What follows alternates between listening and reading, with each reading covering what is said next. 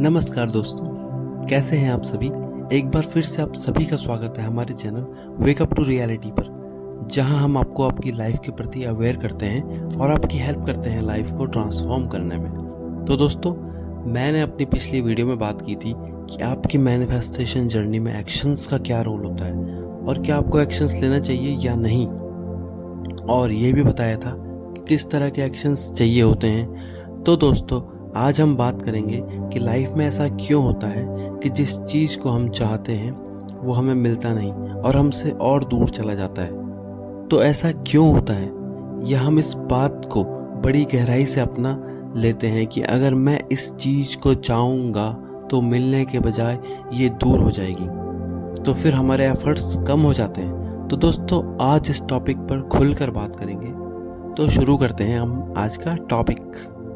तो दोस्तों, आपने भी अपनी डे टू डे लाइफ में ये सब महसूस किया होगा कि कई बार ऐसा होता है या ऐसी सिचुएशंस आती हैं कि जब हम किसी चीज़ को पूरी शिद्दत से चाहते हैं और वो चीज़ मिलती ही नहीं। जैसे आपकी डिज़ायर्ड नौकरी है, या कोई डिज़ायर्ड पोस्ट है, डिज़ायर्ड मार्क्स हो गए, या फिर कुछ ऐसा जो आपको सफल बनाता हो, या फिर मस्ट कॉमनली या मोस्ट कॉमनली आपका डिज़ायर्ड स्पेसिफिक पर्सन। तो ऐसा होता ही क्यों है कि जिसको आप इतनी शिद्दत से चाह रहे हो वो तो मिल ही नहीं रहा, उल्टा और दूर चला जा रहा है। तो इसके उलट, जबकि आपको ये सब पता है कि जब भी मैं किसी डिज़ायर को चाहता हूँ और उससे जब मैं पूरी तरह से डिटैच्ड हो जाता हूँ तो वो डिज़ायर मेरे पास आ ही जाती है। आपको ये बहुत अच्छे से पता है कि हमें अपने डिज़ायर से डिटैच होना पड़ता है, और उस फीलिंग के साथ, उस डिटैचमेंट की फीलिंग के साथ जब इजी एंड एफर्टलेस या पीस एंड हार्मनी ऐड होती है तो वो डिज़ायर अपने आप पूरी हो जाती है। और ये बात आपको बहुत अच्छे से पता है, और आपने खुद ऐसा होता हुआ महसूस किया भी है। जब रुका हुआ पैसा, कोई जॉब का कॉल, प्रमोशंस की बात हो, या किसी से अचानक मिलना हो, एटसेट्रा एटसेट्रा, ये सब तब हुआ जब आपको इसकी उम्मीद नहीं थी और आप अपने काम पर व्यस्त थे। तो ये सब अनुभव आपके साथ पहले ऐसा क्यों होता होगा कि वो आपके पास एज क्विकली एज पॉसिबल आने के बजाय आपसे दूर होती चली जाती है, और आप सब कुछ जानते हैं। तो आपकी बर्निंग डिज़ायर के साथ ही ऐसा क्यों होता है? तो इसका आंसर आपको बहुत अच्छे से पता है, और आपकी दिल की गहराइयों में वो उत्तर भी आपको अभी मिल रहा है। और इन सब बातों का सिर्फ एक ही उत्तर है, वो है आपका डर। हाँ, आपका डर। आप खुद ही देखो, जितनी भी डिज़ायर आपके पास आई हैं उन सब में बस यही वो चीज़ नहीं थी। इन सभी डिज़ायर्स में आपको कोई डर नहीं रह गया था, बल्कि आपको कोई फ़र्क ही नहीं पड़ता था कि वो डिज़ायर आए या ना आए। आप रिलैक्स थे, और यही चीज़ें तो एक मैनिफेस्टेशन को बूस्ट अप करती हैं। और आपका डर उन सभी एलिमेंट्स को पावरलेस कर देता है जो आपकी डिज़ायर को पावर दे रही होती है। और ये डर अपने साथ डेस्परेशन को लेकर आता है, क्योंकि जब आपको उस डिज़ायर के पूरे ना होने का डर लगता है तो वो धीरे धीरे डेस्परेशन की फॉर्म ले लेता है, जहाँ पर अब आप अधीर हो जाते हो कि मैं तो अपनी डिज़ायर के पीछे अब से पड़ा हूँ, तब से पड़ा हूँ, सब कुछ कर रहा हूँ, पर कुछ हो ही नहीं रहा। 3D में कुछ दिख ही नहीं रहा। कब मेरी डिज़ायर आखिर पूरी होगी? और मेरी डिज़ायर पूरी नहीं हुई तो ना जाने क्या होगा। ये सब बातें आपकी सेल्फ टॉक बन जाती है, और आपका डर और डेस्परेशन एक दिन सच हो जाता है। लेकिन ये डर आता कहाँ से है? ये डर तब आता है जब आप अपनी डिज़ायर को पेडेस्टल पर रख देते हैं, जब आप अपनी डिज़ायर को खुद से ज़्यादा प्राथमिकता देते हैं। तो धीरे धीरे आपसे ज़्यादा इम्पोर्टेंट आपकी डिज़ायर हो जाती है। तो यहाँ पर आपका सबकॉन्शियस माइंड अब आपकी डिज़ायर को नोटिस करता है, और आपका डर उसे नेगेटिव बना देता है। वो डिज़ायर अब आपकी आंखों के सामने से आपको दूर होती हुई दिखती है। आप अब लैक की फीलिंग स्टेट पर पहुँच जाते हैं, और आपको फील होने वाली कमी सच हो जाती है।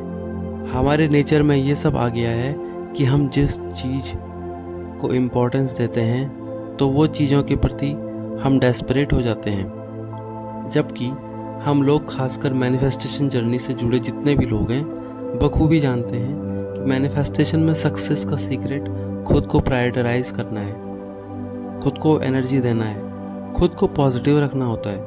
और हम न जाने किस डर के चलते इतने अवेयर ही नहीं रह पाते हैं कि ये याद रख सकें कि ये जो अभी हम 3D में देख रहे हैं, जो ये दुनिया एट प्रेजेंट है, वो तो हमारे पास्ट के डिज़ायर्स की रियलिटी है। यानी कि वो सच है ही नहीं, वो तो लगातार बदल रहा है, वो तो स्टेबल है ही नहीं। और इस सब में जो स्टेबल है वो तो है आपका अपना इनर सेल्फ, और आपका इनर सेल्फ ही मोस्ट पावरफुल है।